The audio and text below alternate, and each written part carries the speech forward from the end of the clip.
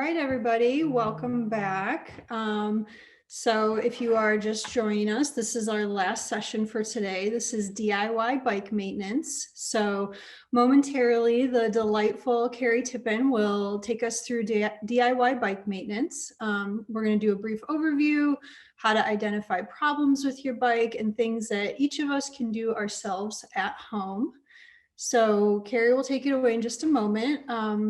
Just real quick, I'm Deanna. I'll be the facilitator for this session. I use she, her pronouns. I'm the director of operations at BikePGH. Some of you may know me because I'm very active in this program because I love it.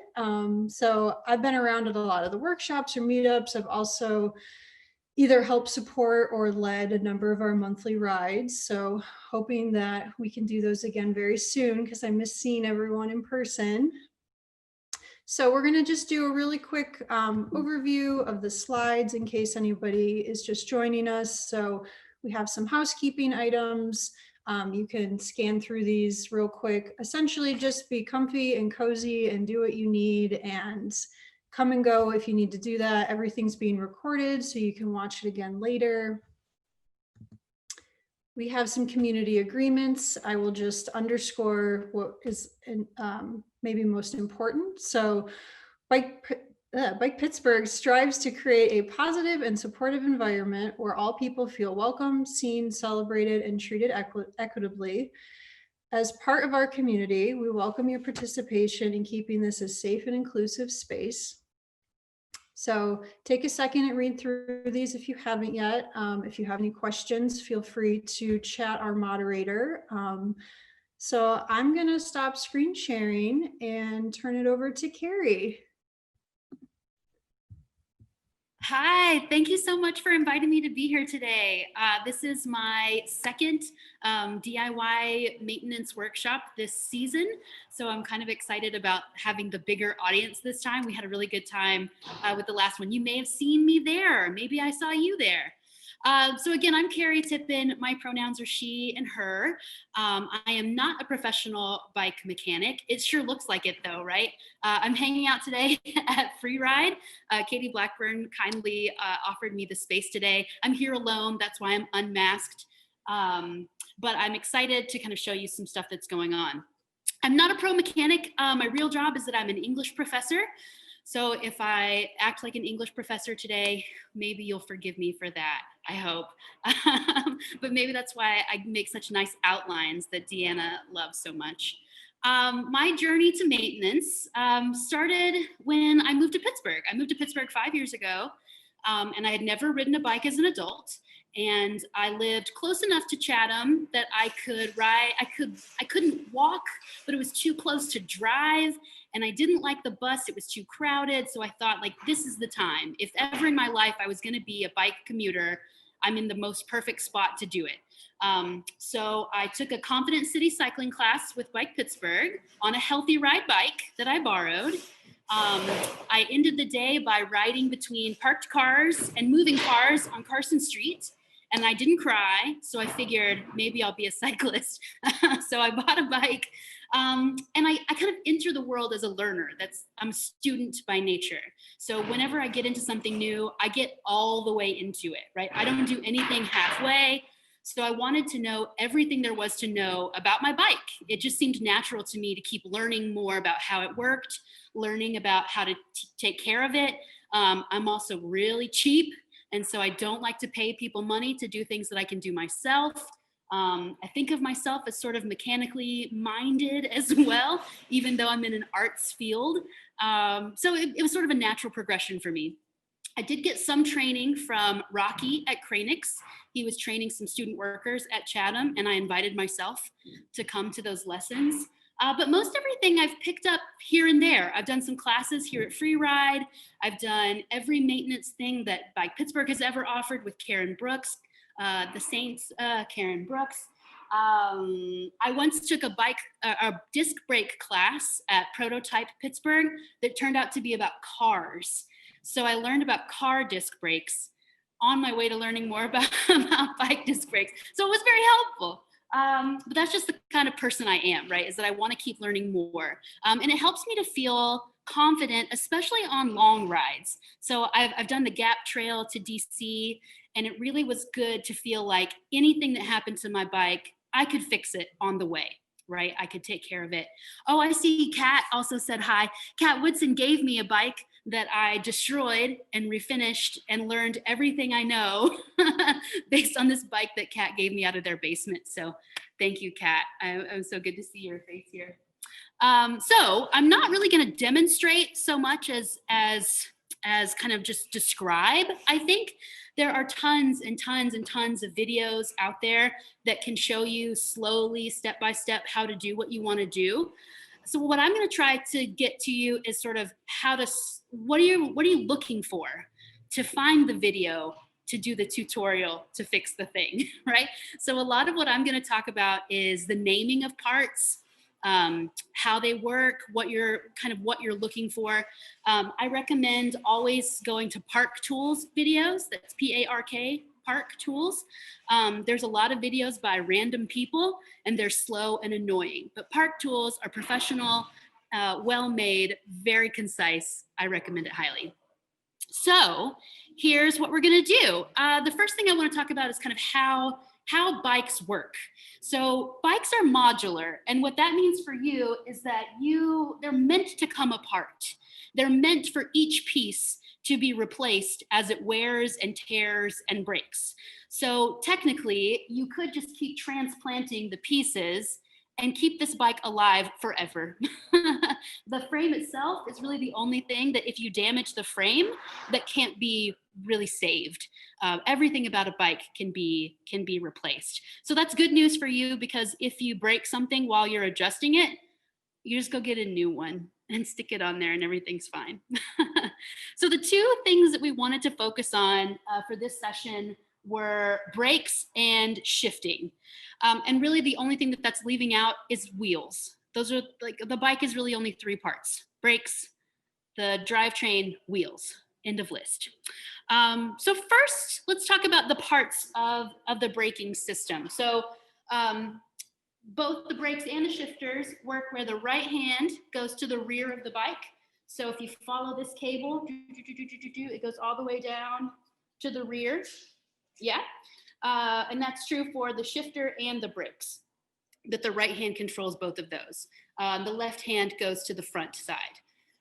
So in the braking system, you have a lever that pulls a cable that's inside of a housing that moves a pad or caliper arms that are attached to pads that squeeze on the wheel and make it stop turning.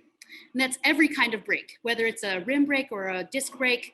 That's basically how they work.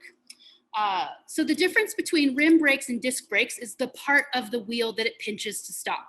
So a rim brake like this one pinches the top rim of the metal part of your wheel and makes the wheel stop.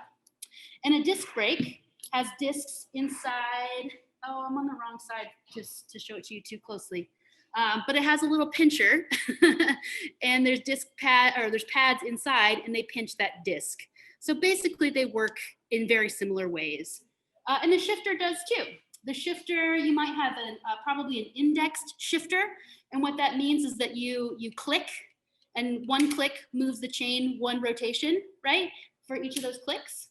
And that click pulls on a cable that's inside housing that goes to what we call the derailleur. And that's this part right here on the front, and this piece back here on the rear. I'm gonna tilt down just a little bit so you can see. So here's your rear derailleur. And what the derailleur does is it moves in and out closer to your bike and further from your bike. And that moves the chain, right? That's the next part, the chain. And then these are called your cassette. So you've got kind of a front cassette and a rear cassette. And on that cassette is a series of gears or cogs. So those are all of your vocabulary lesson from your English professor.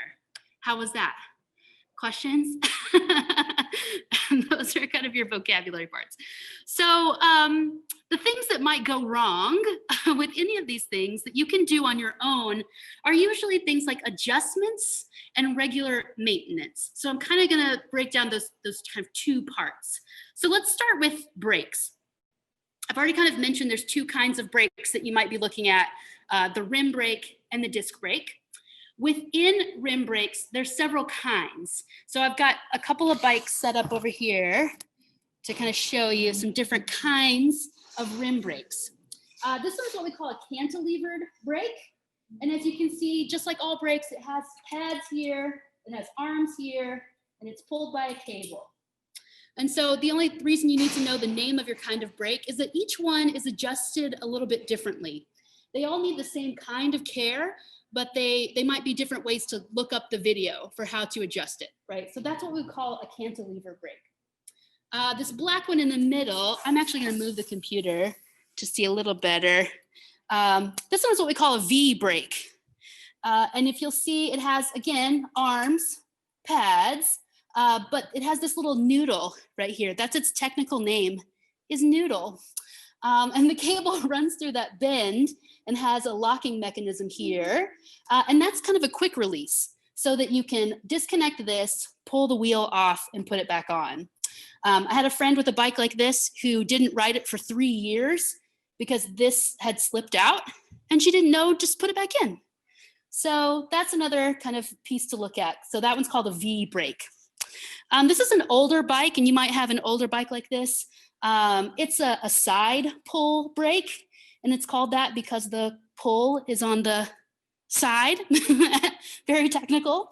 But again, same thing, pads, cantilever, or calipers, and it's pulled by a cable.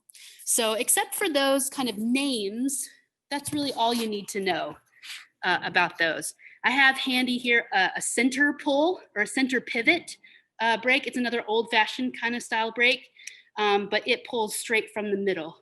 And maybe you can see the action. It's not easy. So that's kind of parts of the brake. Again, you need to know those names so you can Google the right thing. Park Tools has a really long list of kinds of brakes as well. So if you didn't catch all of that, let me know and I can send that link along. There's also two kinds of disc brakes. So my bike, P.S. this is my bike, and its name is Smithfield Shadow, after the Smithfield Bridge. So I'll walk around to the disc brake side so you can kind of see that machinery a little better. There we go. So in the disc brake, there's two kinds. One is cable and one is hydraulic. And you'll know by looking at the end of here, so where this cable housing comes in, if yours is a cable brake, there will be a wire sticking out. And mine doesn't have a wire sticking out. Mine is hydraulic. And so that means it's exactly like a car's brake. When you press the lever on a hydraulic disc brake, fluid in this tube moves the pads to pinch around the wheel. So this is called the rotor or the disc. And you just want to keep it clean and unbent.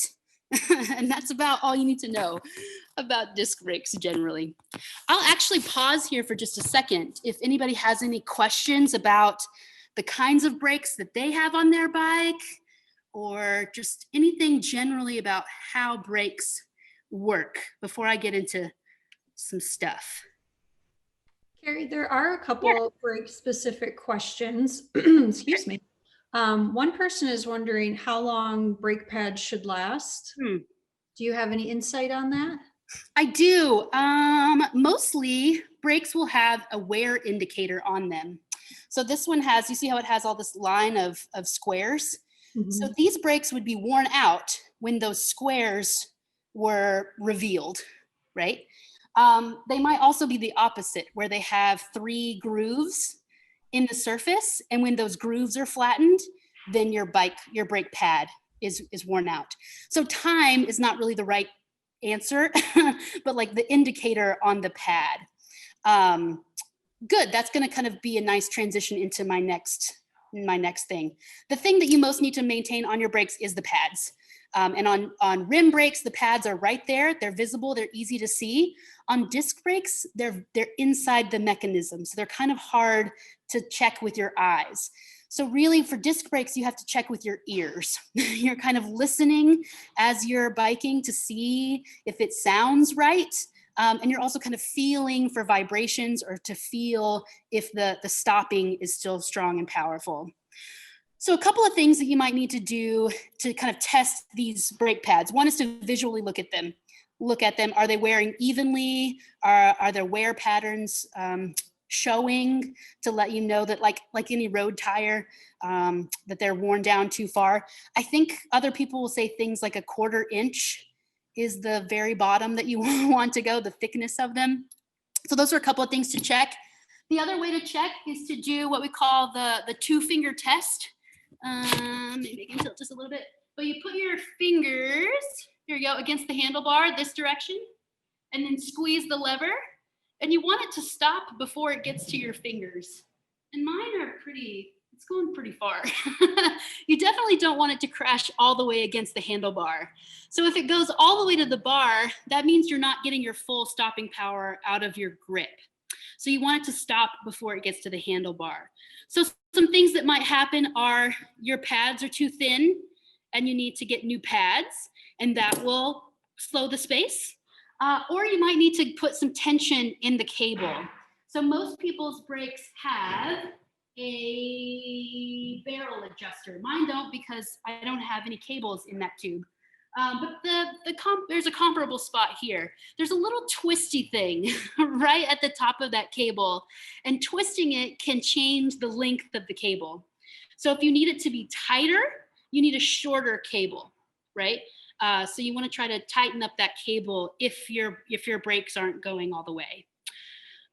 Okay, so regular things to check: 2-finger test, adjust your cable tension perhaps, look at your rim brake pad thickness for visible wear, and then think about the brake placement. So you want that brake pad on the wheel to hit this metal and only the metal, not the rubber above, not the air below, but have like a real solid connection to that metal thing.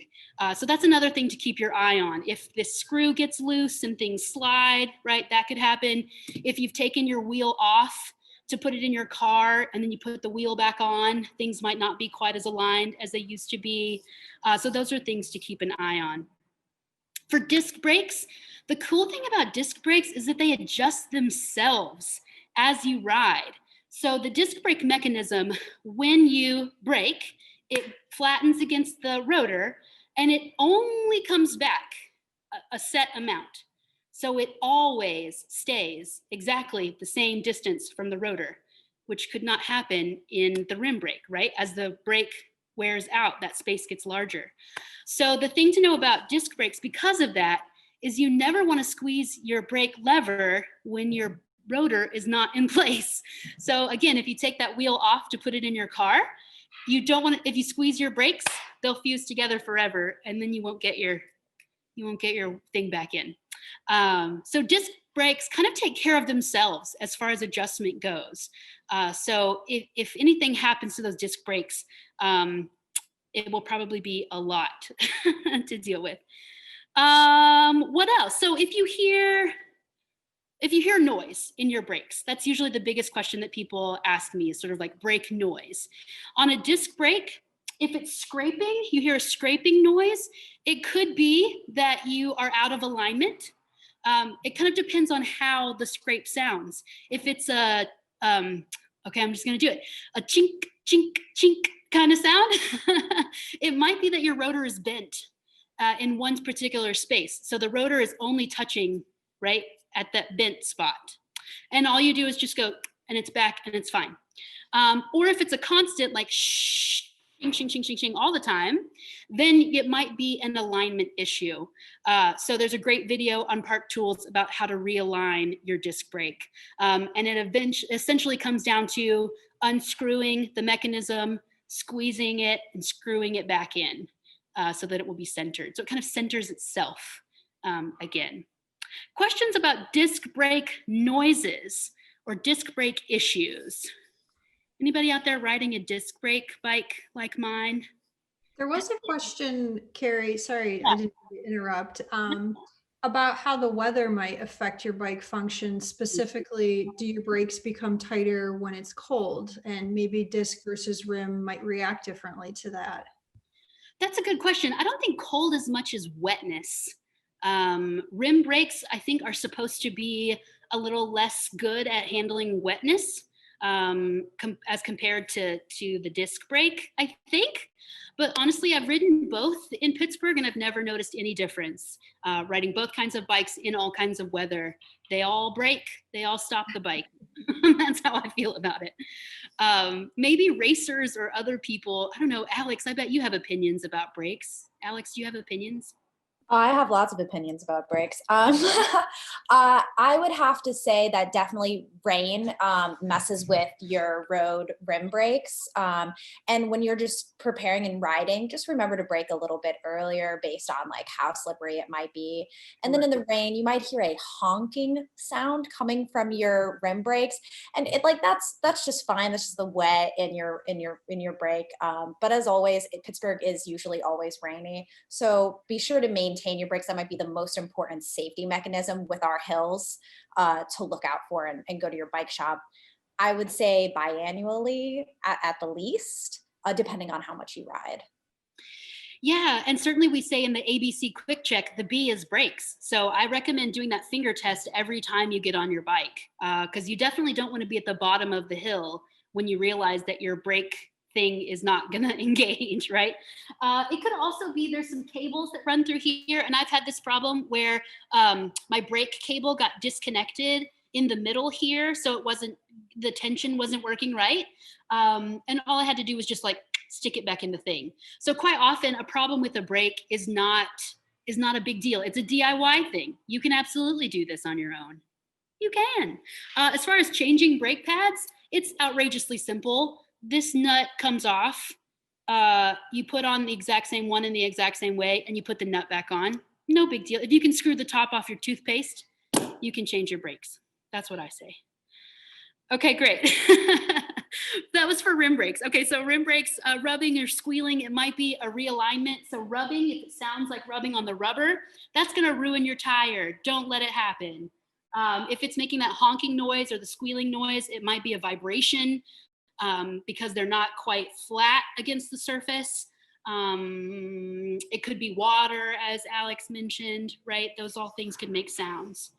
The last thing I would say is for the DIY with the cable tension, if adjusting the barrel adjusters doesn't get it where you want it and you feel like you need a lot of change, you can detach. There's an anchor bolt that connects the brake cable to the brake mechanism that you can adjust and move. It's kind of fun. I totally recommend it. And I also like to replace my cables and cable housing for fun. I like brightly colored cable housing. Rocky at Cranix kind of got me on this bright cable housing thing. So next time I feel like it, I'm gonna swap out all these cables for like bright yellow or something, just because I want to. But cables, really, they're fine as long as they're not frayed or rusted. So keep your eye out for rust and fraying. And that's it for brakes. Is there anything else you want to talk about for brakes before we move into shifting? There was one more question about brakes. Yeah. Beth Ann asked, are hydraulic brakes better than cable or mechanical brakes? That's a good question. I can't fix my own hydraulic fluid in the tube. I broke my hydraulic tube and I had to take it to the shop. I think I could figure it out eventually, but I've never done it. And that seems like harder. I know how to fix cables. So for me, from the fixing side of things, I would rather have a cable than a hydraulic. But Alex, I'm going to defer to you again as an opinion. Totally. If you're doing downhill mountain biking and you really need to stop, hydraulic disc brakes are king. But if you're just riding around Pittsburgh, it's just whatever bike is easiest for you to use and connect with. You don't need to have this fancy top of the line thing unless you're using it to that level. You'll be safe and fine, like what Carrie said, with rim brakes. They've worked in all weather situations for us, but if you're maybe doing more like off-road mountain biking, gravel riding, if you want something to stop a little bit quicker, that disc brake will be the answer. Yes, they've also been working for 200 years. we've been rim braking, you know? I think that's the other cool thing about bikes that I've learned too, is that they don't change that much over time. I've been working on some bikes from the 60s and 70s, and then, you know, my brand new bike from 2 years ago, and they're not that different. I mean, disc brake to rim brake is a little different, but generally bikes, they all work the same. Thank you, Alex, for that. Any last brake questions? Yeah, there was actually just one last one. Janelle was wondering, how do you clean your brakes? So given Pittsburgh's weather and all the crud that builds up on our bikes, how do you recommend cleaning them? I've never cleaned a brake in my life. Peg, I can see Peg's face, and I know Peg is like a veteran rider. And she was like, no, I don't clean my brakes either. No. If you're talking about your rim brakes, maybe clean your rim. Yes. Keeping your rim clean is important, so that'll have a good clean contact, because like dirt and dust, so just using Dawn dishwashing soap, dilute it with water, and then just really clean your rim. That's the best way to clean it. And then your disc brakes, I think it's just, again, soap and water, but don't put any type of like, you could also do rubbing alcohol on the disc, but never the pads. Don't touch your pads with rubbing alcohol. Okay. That's from what I've heard. Yeah, I knew there was something about that, Alex. Thank you. Yeah, I might have done like a paper towel, a dry, plain paper towel in between the disc pads when I thought maybe there was some goo on there. But I think you're right. Keep the rim clean, keep the disc clean. And that's my first piece of advice for shifting and derailleurs as well. Keep it clean. Okay, we ready to do the next part then? Cool, Deanna, thank you. Okay, so let's talk about shifting and derailleurs. So I did kind of go over the whole system, and I'm gonna try to figure out where to stand on this part. So once again, it's a right rear, left front. The right side and the rear cogs are what we like, kind of like a fine focus, like on a camera or a microscope. They change the tension a little bit at a time. And the front, which is controlled by the left hand, changes like a coarse focus, a lot of change in tension all at once. So typically, as you're writing, and I'm sure this is not like maintenance, but as you're writing, if you need to make a big change because you're making a big change in up or down, you would use that left hand. And if you're just kind of cruising and it's a little more or a little less, you might use that right hand.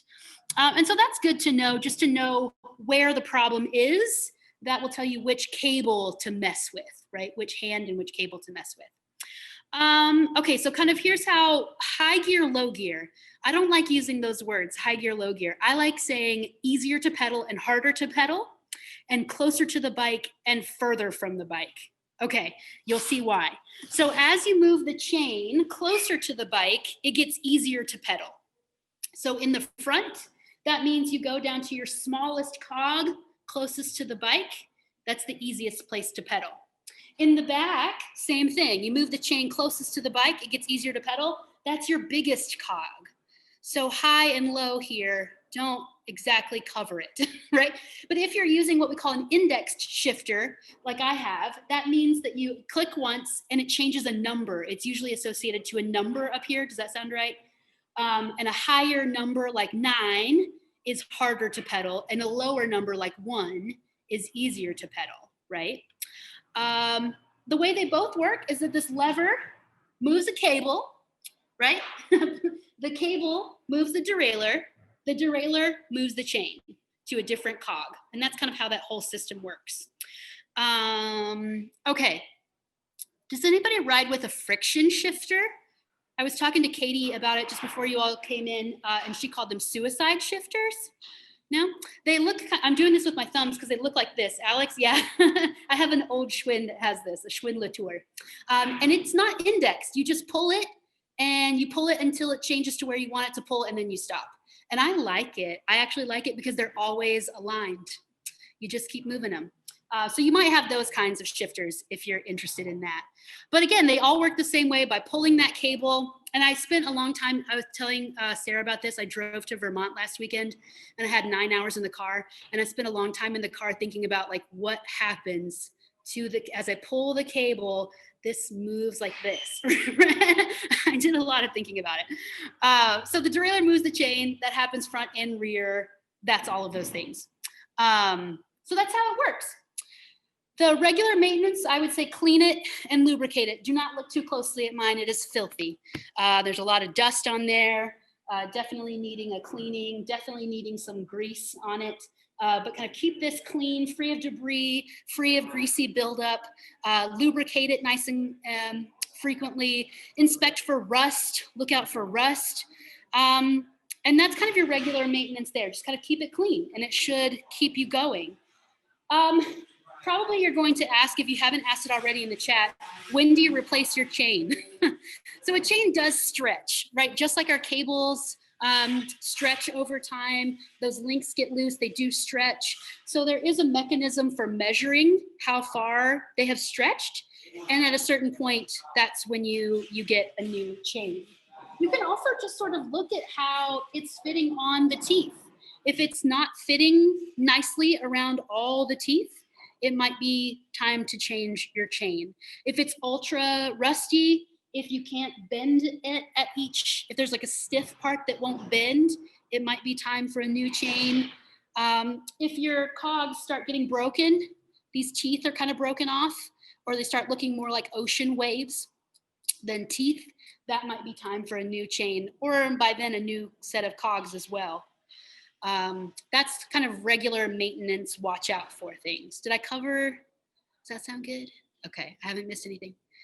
So let's talk about alignment problems. That's probably the most common thing that could happen with this sort of gearing and shifting. So let's say you click the thing and nothing happens.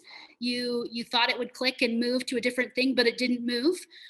Or you clicked it and it moved too much. Those might be alignment issues. Or you start to pedal really hard to go up a hill and your chain falls off. That might be an alignment problem. Any of those things could be issues with alignment.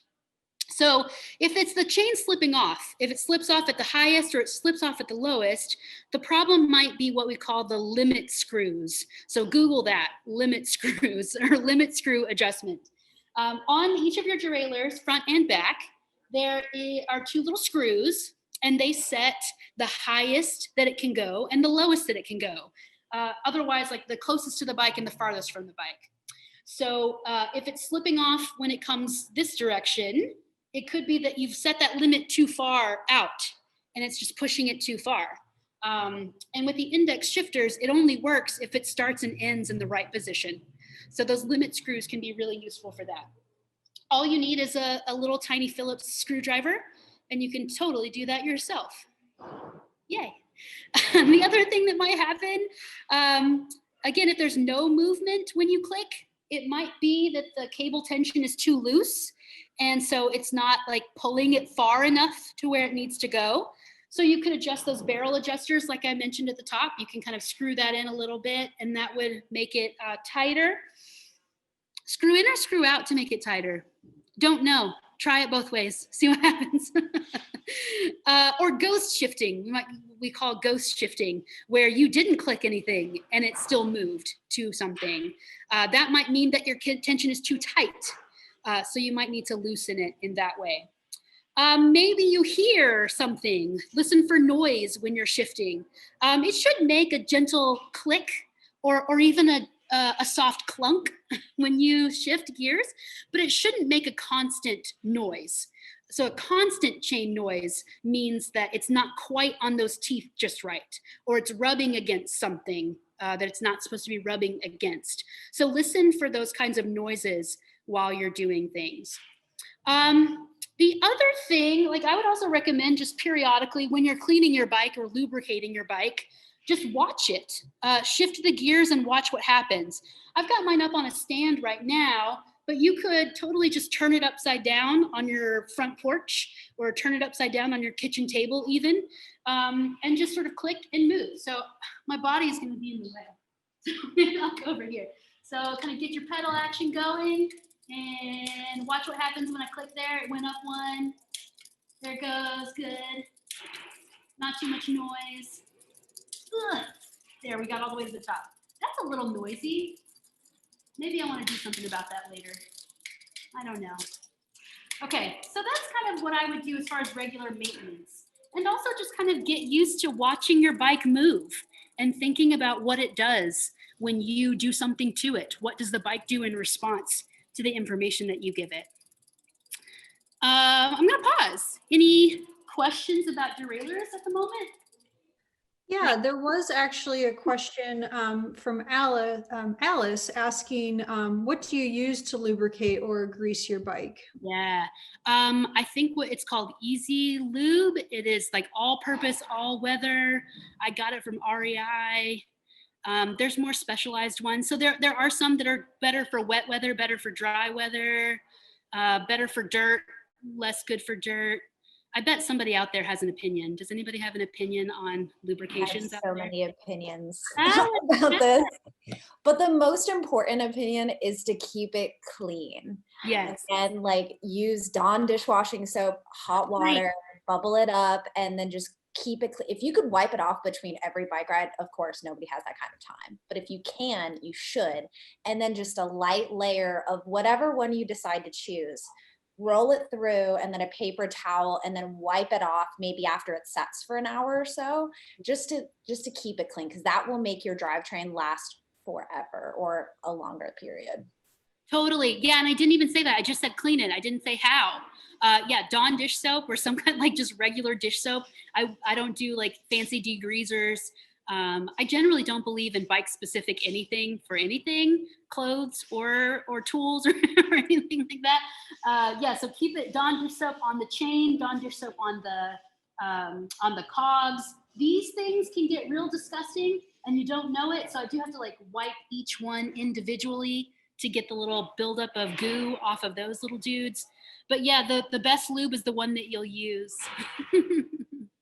Yeah, and just to like add my 2 cents, everyone says don't use WD-40. You don't want to use industrial lubricants on your bicycle. That is definitely something you want to get a bike specific thing for, because you don't want to strip away what you're putting on essentially.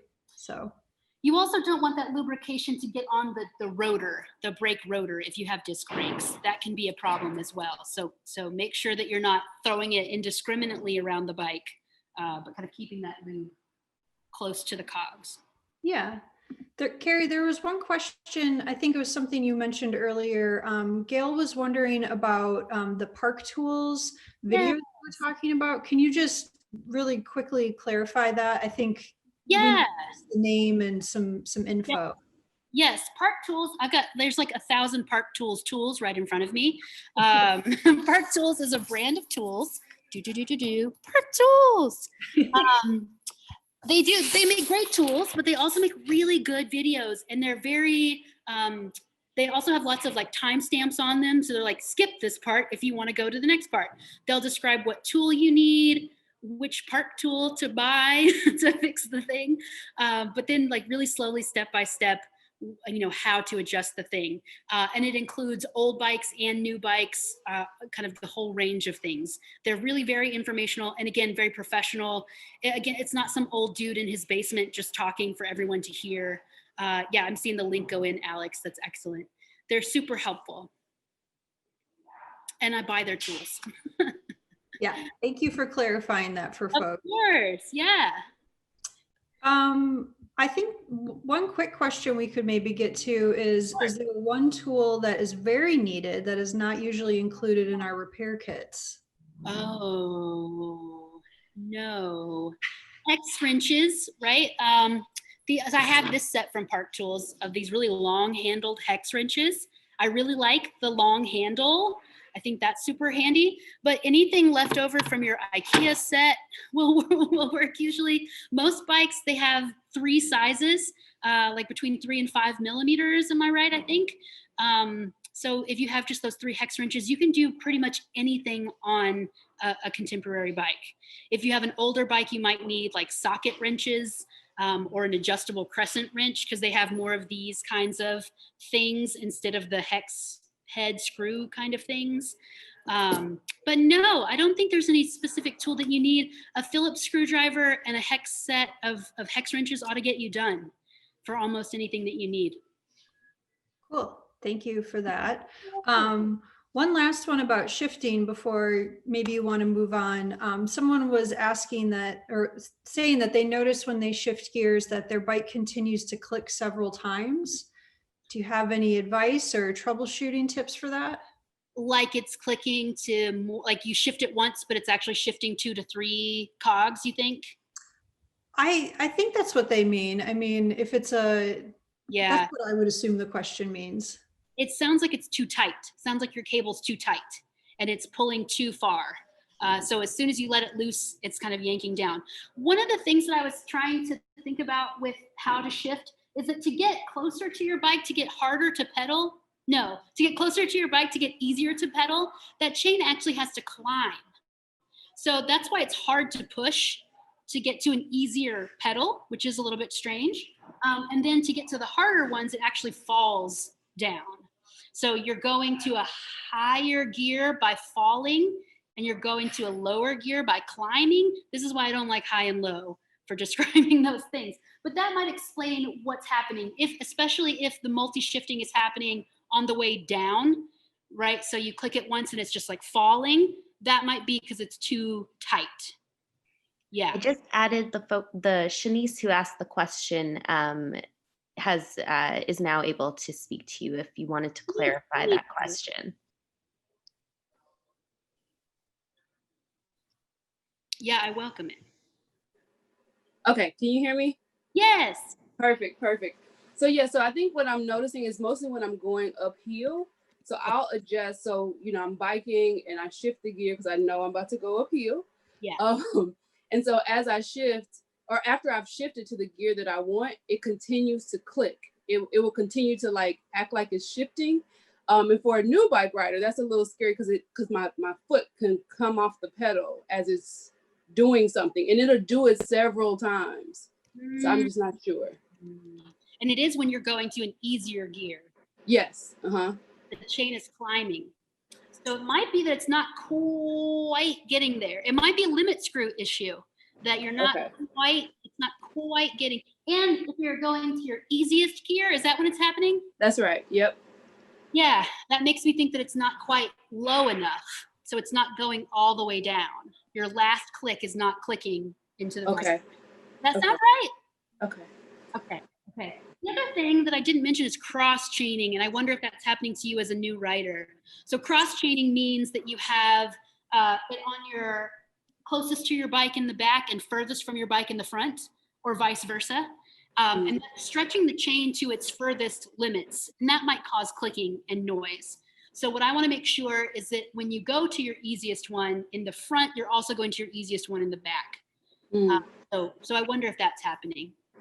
Keep an eye on that. Good question, though. Thank you. I did have one last piece of information, and then we can have like free-for-all question time too, about replacing cables. So again, this is a cable system. I want to replace them when they're rusty or frayed, or when I want new housing that's bright and colorful.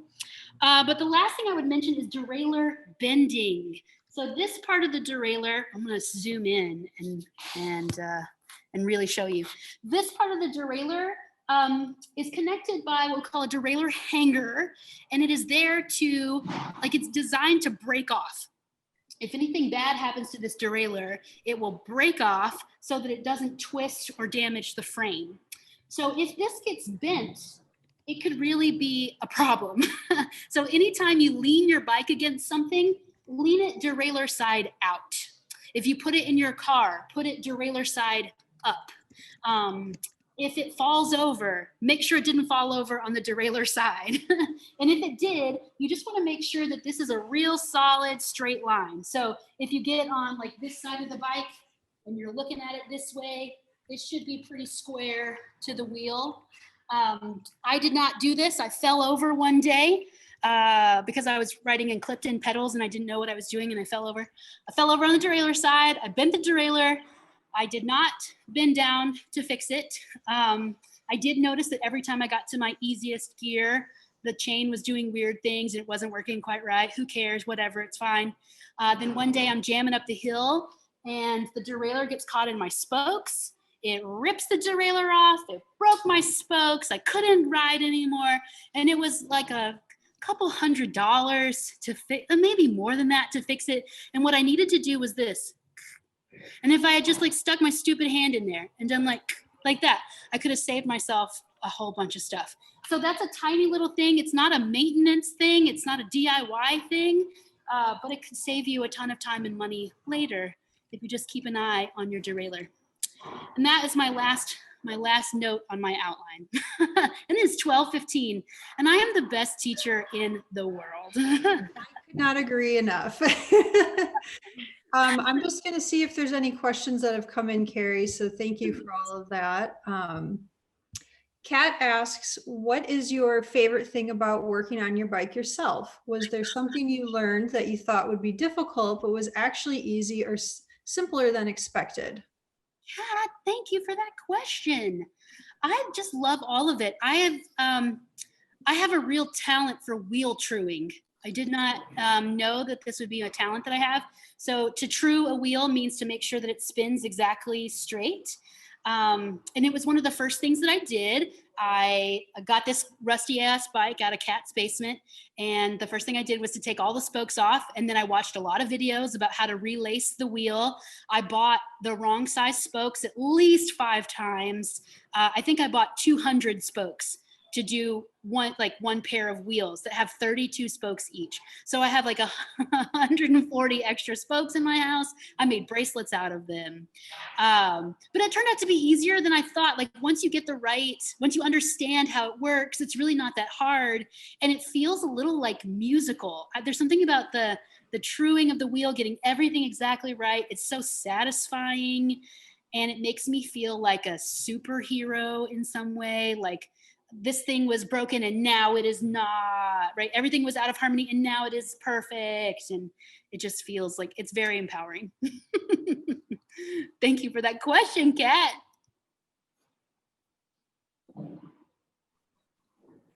What else? Leah, did you want to take this next one? I think we were going to unmute someone so they could ask their own question. Oh, yes. Just 1 second. Let me find them. It was Mish who had a question that sounded very specific, so we'll let them ask that question. Mish, can you hear us? Hi, yeah, sorry. So I have one of my bikes, when I shift down, my chain doesn't seem to be like connecting with the teeth perfectly. Yeah. And it makes a real bad clicking noise. And also if I pedal backwards, the chain actually falls off, and I can get it back by like switching the gears up and down a little bit, but I'm not really sure what's up with that. Pedaling backwards and it falls off. Yeah. Oh, okay. Oh yeah, like so you're here. Mm-hmm. I don't know. It sounds like, okay, so start over. When you're shifting to an easier gear. Yes. It is clicking. Mm-hmm. And then when you pedal backwards, it's falling off. Yeah. I feel like I gave you a puzzle, so I'm sorry. It's fine. What I would do, I would just sort of turn it upside down and just watch it. Click up, click down, click up, click down, and watch it until you find out where the problem is. Go all the way to the top and see if you can make it fall off. Go all the way to the bottom and see if you can make it fall off. I wonder, turning the backwards thing, is the chain stiff? Like something about the chain is not quite catching as it turns backwards that would make it, I don't know. I'm gonna throw it out to the crowd and see if anybody else has a better idea. Alex, Peg. I feel like that has to be something with the chain. Your chain might be a little bit loose where it's not catching onto the chain ring in the back, so it's just falling off or falling inwards, or just in general, like your chain ring in the front might be, when you're pedaling backwards, it might not be catching onto it, so it's just like dumping. I wonder if it's chain more than shifting. Yeah. Does that sound right to others? Peg's like, that was a cheap motion to replace, I have one here, and maybe other people can help me with this part too. So picking the right chain for your bike does seem to be a bit of a puzzle. They're listed under like 8-speed, 10-speed, things like that. Oh, Karen is in the waiting room. Someone ask Karen what to do. Like a superhero swooping in, Karen Brooks. Karen Brooks would be super helpful. So that's something I'm still learning about, is sort of picking the right chain and getting the right chain for your bike. I'm still working on that one. Karen is now able to talk to us if I know she just joined, but if you wanted to rephrase the question, maybe. Karen Brooks, we're so glad that you're here, first of all. And second of all, we were just talking about chains and trying to like shop for the right chain for your bike. And this is something that I'm still learning about. So if you have any advice for buying the right chain. Sure. Can you guys hear me? Yes. Probably the easiest ways to just figure out what kind of chain you need is to look carefully at your bike and count how many gears you have on the back. Whether it's 7, 8, 9, all the way up to 12 now. But another good clue is looking at the chain itself on the side. It'll be printed sometimes with what speed it is, what brand it is. Occasionally when you get up into the like 10, 11, 12 speed, there's a difference between Shimano and SRAM, so you would have to know like which brand. And then after that, you know, go to your local bike shop, or you could look online, and there's a pretty wide variety of chains available. The biggest difference between the different kinds of chains is going to be weight. So like a cheap chain is probably fine. If you want, you know, a more expensive chain will have a little bit more protection against weather sometimes, but most often it's just lighter weight is more expensive. And then if you want to install it yourself, you'll need a chain tool. Yes. Do you have an example there, Carrie? Probably.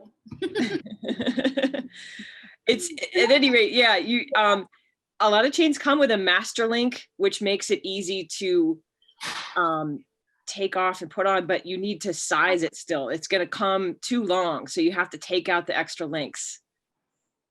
There it is. Yeah, so you put your chain little link in there, and then you twist this in, and it pokes one of the pins out, and then you pull it back out. It's really fancy. My multi-tool also has one of these on it for emergency chain braking issues. Yeah. So Karen, just for my information, because I want to know, so like this one says 8 speed, that just means 8 gear, 8 cogs in the back. Yes. Does it have anything to do with the number in my front or the total number? No. Okay. No, it's because to fit different amounts of gears in the back, they have to make the each gear in the cassette and thus the chain narrower. So they're slightly different widths to fit in the back. And then your bike will have matching chain rings on the front, you know, for whatever gears you've got in the back, but it's all about the back gears. Got it. That was so helpful. Thank you. The Park Tools article that I read about how to pick a right chain, the last sentence was something like, oh, it's sort of like it's a little bit of a magical something. We don't really know. So geez, no. It's much easier than they made it sound. So I was trying to decide if a 10 speed meant 5 in the front and 2 in the back, but that would, so a 5 speed is what I would need. Yeah. Well, yeah. And that's like anything. It was only when they started to do 9 in the back that chains got narrower. 8, 7, 6 is going to be all the same. Okay, cool.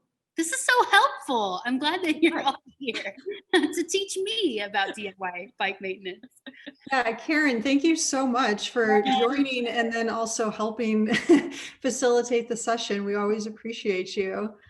Carrie, Christine wants to know, what is your favorite bike term or word? My favorite bike term? As an English professor. Oh my gosh, that's really good. Oh, I do know. So that old bike that I got out of Kat's basement had a Sturmy Archer 3-speed internal hub. And something about saying Sturmy Archer 3-speed internal hub was super fun to say. Sturmy Archer. That is fun. I also worked with a bike that had a positron shifter, which is one of the first indexed shifters. And as soon as I showed it to Rocky, he's like, throw that in the garbage. Don't even try to replace it. Don't fix it. Like garbage immediately. So like positron garbage is also a fun combination for me. I've learned so much from Rocky. So let me just go ahead and give a couple of plugs. One is I'm here at Free Ride. Free Ride has a buying coming up in November, there will be one more sort of buy a bike from Free Ride event.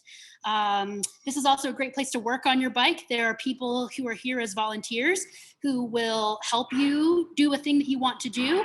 They have every tool known to man or woman or person. There are tools everywhere. Old tools, new tools, old bike things, new bike things. There's just like one of everything in this shop. So anything that you need, you could probably find here. Rocky at Cranix is similarly an angel sent from heaven.